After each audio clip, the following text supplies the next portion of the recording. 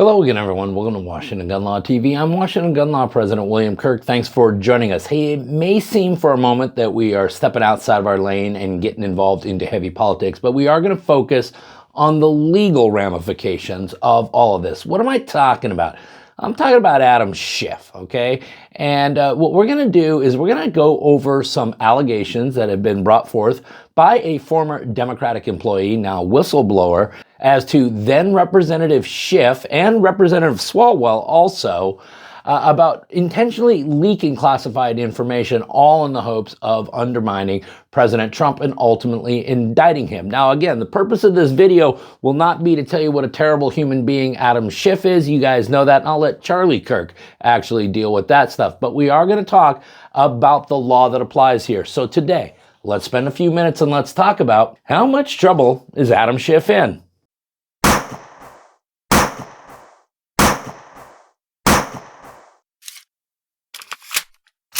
Okay, hey, let's remember that all the research for this video was done where? That's right, on GroundNews. Why? Well, because when you're dealing with a politically hot issue like this, you actually want to be able to weed through all the bias and manipulation to figure out what the truth really is. And that's why I use GroundNews and why you should as well. And right now, if you go to ground.news/Washington, you're going to get 40% off the Vantage Plan, which will allow you to use all the features that GroundNews has.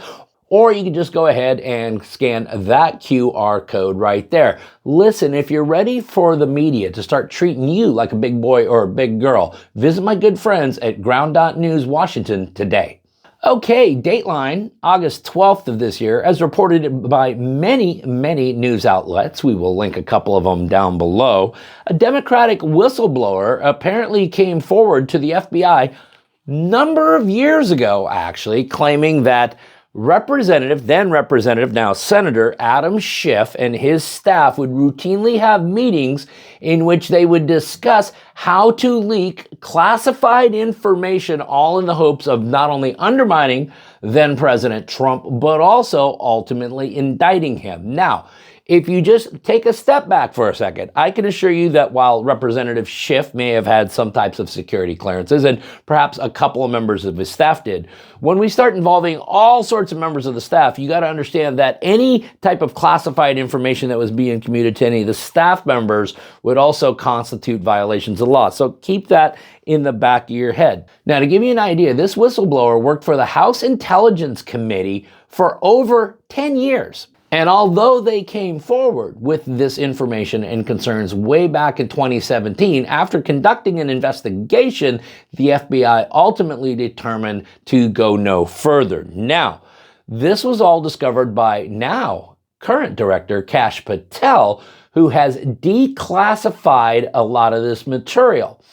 Mr. Patel was quoted as saying, "We found it, we declassified it. Now Congress can see how classified info was leaked to shape political narratives and decide if our institutions were weaponized against the American people."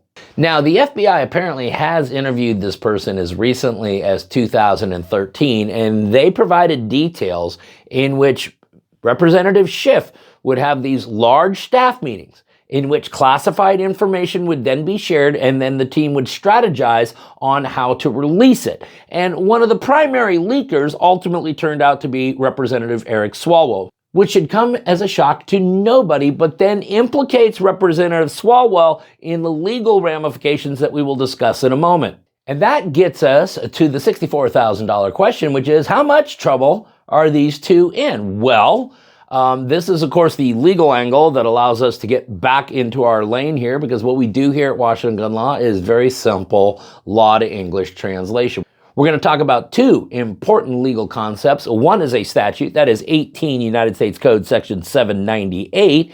And then we're going to have to talk about a very important constitutional principle, which is the Speech and Debates Clause found in Article 1, Section 6. Now, 18 United States Code Section 798, which is entitled Disclosure of Classified Information, reads as follows. Whoever knowingly and willfully communicates, furnishes, transmits, or otherwise makes available to an unauthorized person, or publishes or uses in any manner prejudicial to the safety or interest of the United States or for the benefit of any foreign government to the detriment of the United States, any classified information shall be fined under this title or imprisoned not more than 10 years or both. The fine, of course, is $250,000 per incident, and the 10 years is per incident. Now, what do we mean by classified information? Well, first of all, if it's been designated as classified,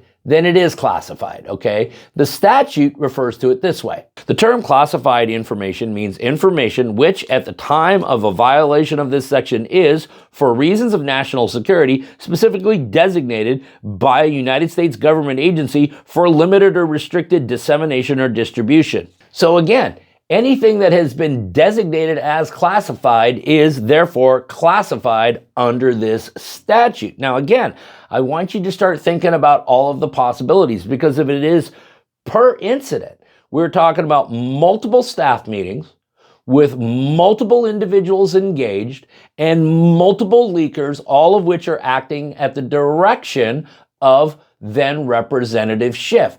So the multitude of incidents, the multitude of legal violations which may have occurred here really is limitless. But then we have to get to the speech and debates clause, because there was suggestions during the initial investigation by the FBI that all of this activity was protected by Article 1, Section 6 of the United States Constitution, which reads, "The senators and representatives shall receive a compensation for their services to be ascertained by law and paid out of the Treasury of the United States. They shall in all cases, except treason, felony, and breach of the peace, be privileged from arrest during their attendance at the session of their respective houses, and in going to and returning from the same. And for any speech or debate in either house, they shall not be questioned in any other place." Now listen, even if you take that antiquated language and broadly interpret it, the bottom line is it provides some level of immunity for actions that are taken as in their official capacity as legislators, predominantly dealing with floor debate and the activities that they do in committee and on the floor. It certainly already has exceptions in there, that there is no immunity when you're engaged in criminal activity. It would be hard to believe that we could somehow or another classify information and then allow intentional leaking of it by representatives and senators simply because of what Article 1, Section 6 of the Constitution says. I don't believe that the framers of the Constitution were willing to give immunity for basically treasonous activity. So at the end of the day, I'm not really sure why the FBI got caught up on Article 1, Section 6, the speeches and debate clause, as being a potential defense and or legal justification for what occurred, because the bottom line is that there is no way that the speeches and debate clause would represent now Senator Schiff and Representative Swalwell from criminal liability under 18 United States Code Section 798. So, to answer the question, how much trouble are they in? It could be a ton of trouble. However, something actually has to be done about it, right?